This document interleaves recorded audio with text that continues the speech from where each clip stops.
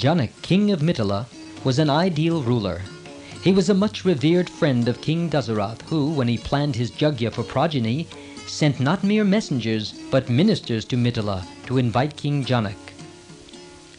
Janak was not only a brave king, but was as well versed in the scriptures as any rishi, and was the beloved pupil of sage Yajnavalkya.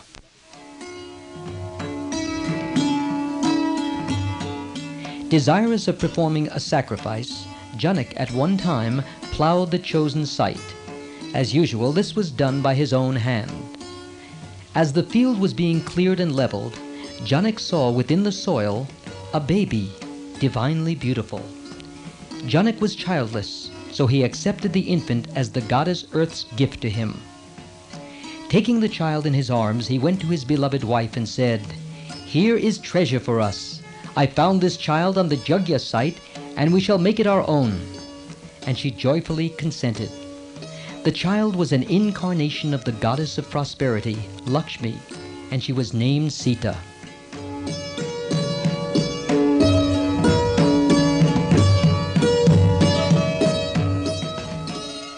When Sita reached the age of marriage, Janak was sad that he would have to part with her.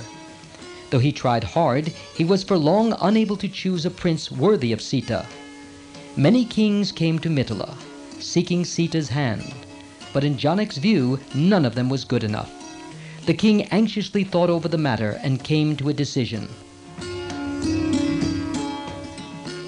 Long ago, pleased with a sacrifice performed by Janak, Varun, the ocean demigod, presented to him Lord Shiva's bow and 2 quivers.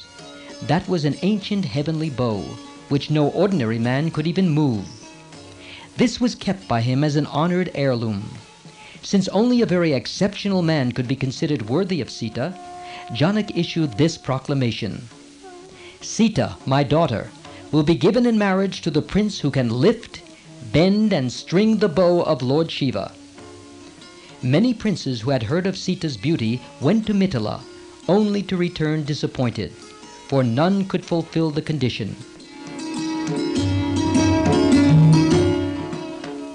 Led by Vishvamitra, the rishis from Siddha Ashram were proceeding to Mithila with bullock carts transporting their luggage. The animals and the birds in the ashram set out to follow Vishvamitra, but he gently bade them stay behind. It was evening when they reached the river Son. There they rested for the night, Vishvamitra recounting to Ram and Lakshman the history of the place. Getting up in the morning, they continued their journey and crossed another river, not very deep, and by noon they were at the Ganges.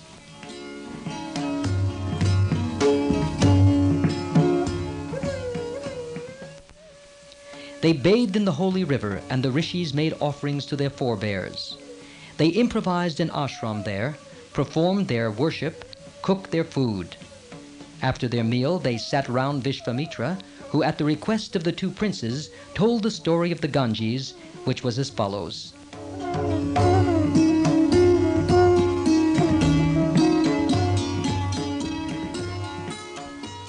Himavan, king of mountains, and his spouse Manorama had 2 daughters, of whom Ganga was the elder. Himavan sent her to the world of the demigods in response to their request, and so she dwelt with them. Uma, the younger, won the favor of Lord Shiva and became his spouse. Sagara, a former king of Ayodhya, had no son for a long time. With his 2 wives, Keshini and Sumati, he went to the Himalaya mountains and performed penances. Sage Bhrigu, pleased with the king, blessed him and said, "You will get a number of children and will acquire undying fame. One of your wives will give birth to an only son, and through him your lineage will be continued. The other queen will bear 60,000 strong-armed sons."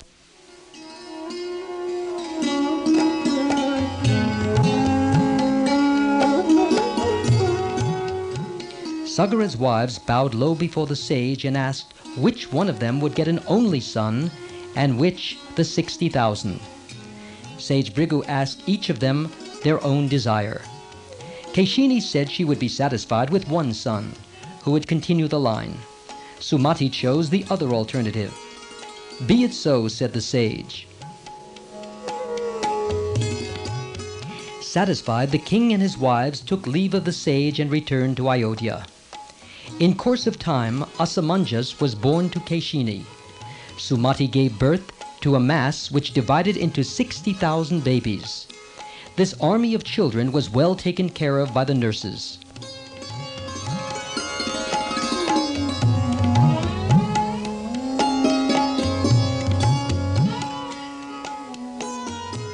The years rolled by, and while the 60,000 grew into strong, handsome princes, Asamanjas turned out to be a cruel lunatic.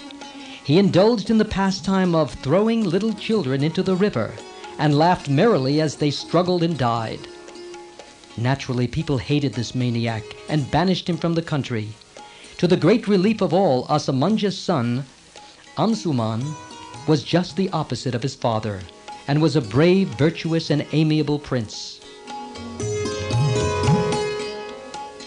King Sagara launched a great horse sacrifice, and Prince Amsuman was in charge of the sacrificial horse.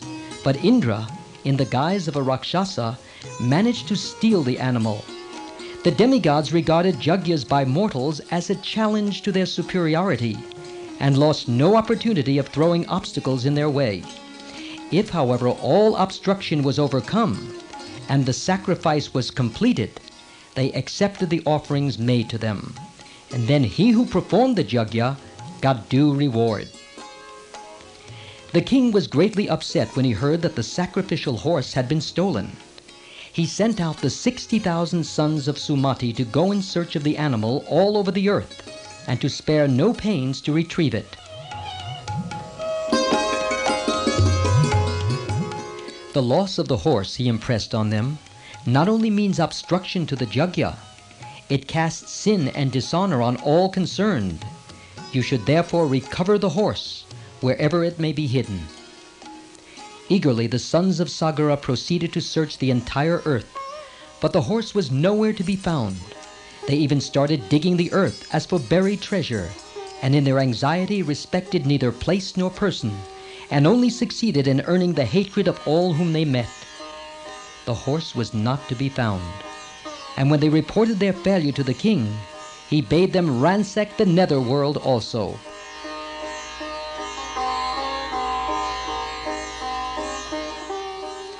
The princes did as they were told, and in the netherworld, or Patala, they saw the horse grazing in a corner of an ashram not far from the place where sage Kapil, who was an incarnation of Lord Vishnu, sat in meditation. The princes at once jumped to the conclusion that they had not only found the stolen horse, but the thief also, and they rushed on Kapil shouting, "Here is the thief pretending to be a yogi!" Kapil, thus disturbed, opened his fiery eyes, and the 60,000 princes were reduced to a heap of ashes.